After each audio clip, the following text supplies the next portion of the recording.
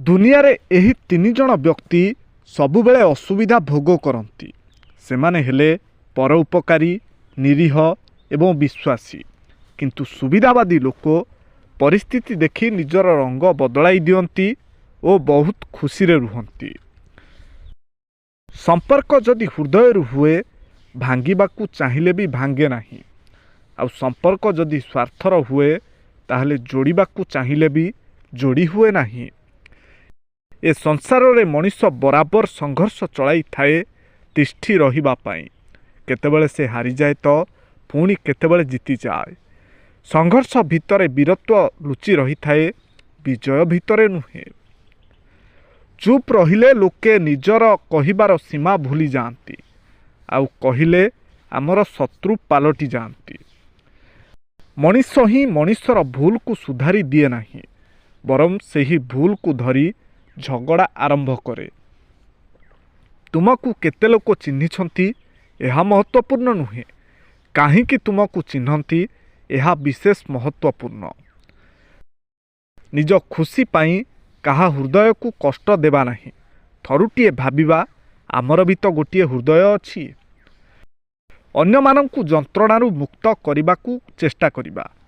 ଈଶ୍ୱର ନିଶ୍ଚୟ ଆମର ଯନ୍ତ୍ରଣା ଦୂର କରିଦେବେ। କାହାକୁ କନ୍ଦେଇବା ଆଗରୁ ସବୁବେଳେ ମନେ ରଖିବା, ଆଖିର ଲୁହ ଅଭିଶାପ ଦିଏ। ଦୁନିଆରେ ଏହି ତିନି ଜଣ ବ୍ୟକ୍ତି ସବୁବେଳେ ଅସୁବିଧା ଭୋଗ କରନ୍ତି। ସେମାନେ ହେଲେ ପରୋପକାରୀ, ନିରୀହ ଏବଂ ବିଶ୍ୱାସୀ। କିନ୍ତୁ ସୁବିଧାବାଦୀ ଲୋକ ପରିସ୍ଥିତି ଦେଖି ନିଜର ରଙ୍ଗ ବଦଳାଇ ଦିଅନ୍ତି ଓ ବହୁତ ଖୁସିରେ ରୁହନ୍ତି।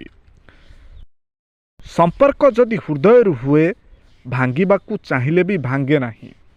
ଆଉ ସମ୍ପର୍କ ଯଦି ସ୍ୱାର୍ଥର ହୁଏ, ତାହେଲେ ଯୋଡ଼ିବାକୁ ଚାହିଁଲେ ବି ଯୋଡ଼ି ହୁଏ ନାହିଁ। ଏ ସଂସାରରେ ମଣିଷ ବରାବର ସଂଘର୍ଷ ଚଳାଇଥାଏ ତିଷ୍ଠି ରହିବା ପାଇଁ। କେତେବେଳେ ସେ ହାରିଯାଏ ତ ପୁଣି କେତେବେଳେ ଜିତିଯାଏ।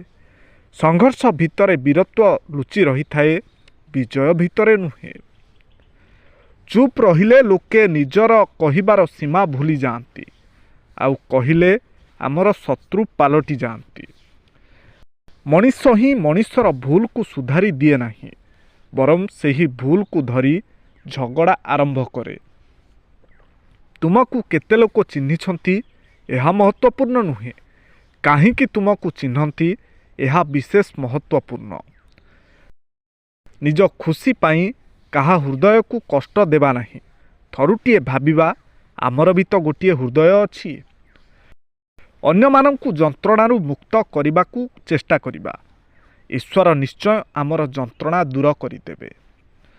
କାହାକୁ କନ୍ଦେଇବା ଆଗରୁ ସବୁବେଳେ ମନେ ରଖିବା, ଆଖିର ଲୁହ ଅଭିଶାପ ଦିଏ।